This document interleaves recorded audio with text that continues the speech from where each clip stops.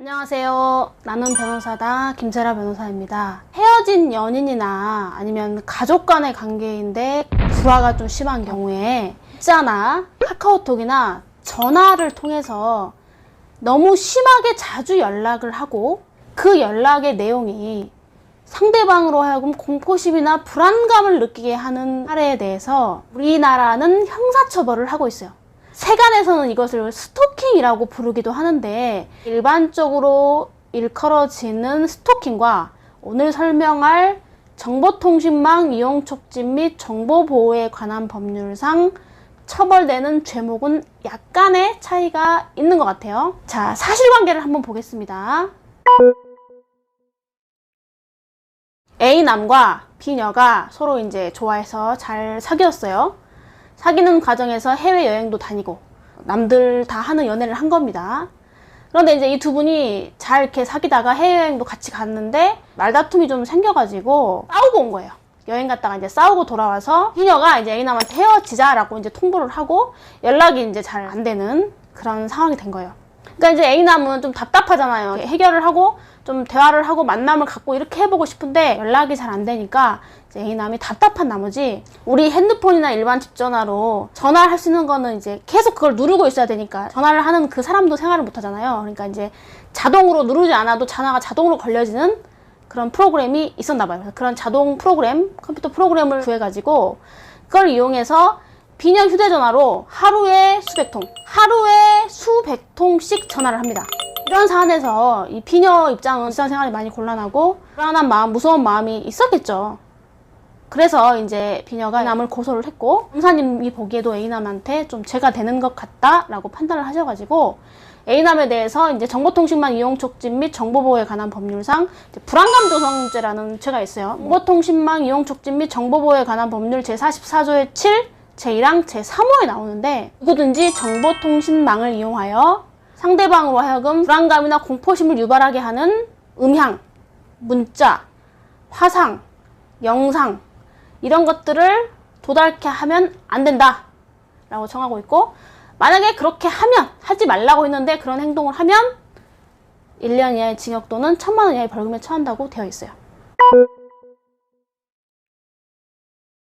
그래서 이 사건에서 1심 재판부와 2심 재판부의 판단의 결과가 완전히 달랐는데, 1심 판사님은 피해자가 상당한 피해를 호소하고 있고 불안감과 공포심을 느낀다고 호소를 하고 있고, 이 정도로 일관한 횟수와 방법으로 전화를 쓰면 공포심이나 불안감을 느낄 정도로 반복적으로 음향을 보낸 것이다 라고 판단해서 A남에 대해서 정보통신망 이용 촉진 및 정보보호에 관한 법률 유죄로 인정하고 벌금 100만 원을 선고했어요.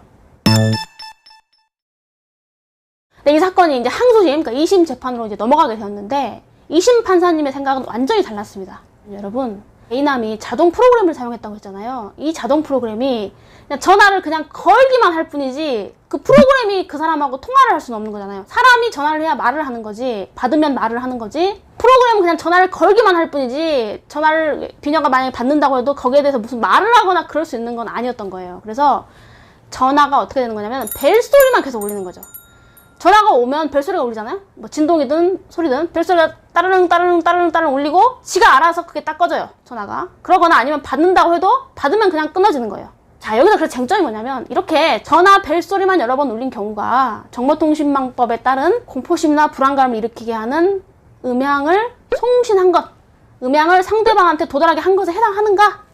이거에 대한 규범적 판단입니다. 항소심 판사님은 이 정보통신망법에서 말하는 공포심이나 불안감을 일으키는 음향 송신이라는 것은 전화를 해서 그 전화로 음성을 전달시켜서 그 하는 말이 공포심이나 불안감을 일으킬 정도로 반복적인 것이어야 음향 송신이라고 본 거예요. 그러니까 전화를 해서, 전화를 받아서 너가 나 안 만나주고 연락 자꾸 이렇게 안 받으면 내가 너 찾아갈 거야, 이런 취지의, 꼭 협박이 아니더라도 공포심이나 불안감을 느낄 정도의 말을 직접 해야 된다는 거예요, 전화를 통해서. 그런데 전화기 벨소리만 울린 거는 그렇지는 않다.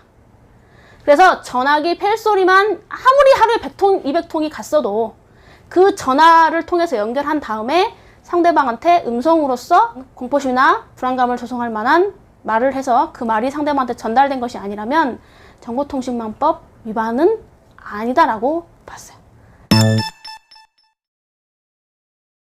그래서 이제 대법원 상고까지 갔는데 대법원 판사님은 2심 판사님의 결론이 맞다고 봤어요. 대법원의 입장은 뭐냐면 전화 벨소리만 하루에 100통, 200통 울렸다고 하면 사회통념상 또는 그 비녀 입장에서는 당연히 공포심, 불안감 느꼈을 수도 있다. 그런데 과연 전화벨만 울린 것이 정보통신망을 이용해서 음향이나 뭐 문자나 화상이나 영상이 상대방한테 도달하게 하는 그러한 음향송신이냐? 이렇게는 볼 수 없다는 거죠. 오늘 이 설명한 정보통신망 이용 촉진 및 정보보호에 관한 법률상 불안감 조성죄라고 이제 제가 이름 붙인 요 죄는 공포심이나 불안감을 느꼈다고 할지라도 정보통신망을 이용한 음향, 문헌, 부호, 영상, 화상의 송신 그런 것들을 도달케 하는 그런 행위가 있지 않으면 정보통신망법 위반은 아니다. 이렇게 정리하시면 되겠고, 요 죄는 상대방으로 하여금 공포심이나 불안감을 느끼게 해야 되고 그 빈도가 굉장히 반복적이어야 돼요. 그래서 어쩌다 한두 번 이렇게 연락한 걸로는 인정하지 않습니다. 상당한 횟수여야 됩니다. 그리고 정보통신망을 이용해서 음향이나 문자나 문헌이나 영상이나 화상 이런 것들을 송신하여 도달케 해야 된다.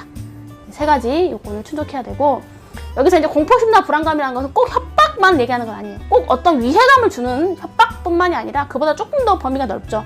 공포심은 아니어도 불안감을 느낀다거나 불안감은 아니어도 공포심을 느낀다거나 그런 부분들이 객관적인 증거로서 어느 정도 입증이 돼야 됩니다. 그래서 만약에 이제 헤어진 연인이나 뭐 잘 아는 주변 사람들로부터 이러한 피해를 받고 있다면 절대 그 문자나 전화를 절대 지우시면 안 돼요. 문자나 이런 연락을 받으면 기분이 안 좋고 불안하니까 바로바로 지우시는 분들도 되게 많아요. 그런데 그렇게 하시면 나중에 혹시라도 법적으로 형사나 민사상 문제를 묻고 살 때 증거가 없어 버리는 상황이 되기 때문에 그러면 절대 안 되고 전부 다 가지고 계셔야 됩니다.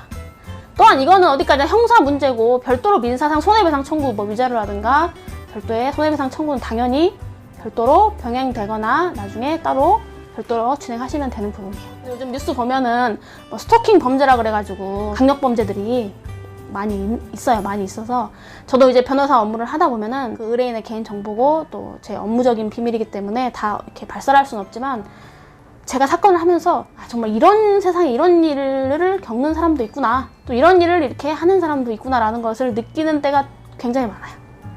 그만큼 세상은 넓고 또 사람은 많고 또 다양한 일들이 있고 그렇습니다. 오늘도 이렇게 시청해 주셔서 감사합니다. 구독과 좋아요 꼭 눌러주세요.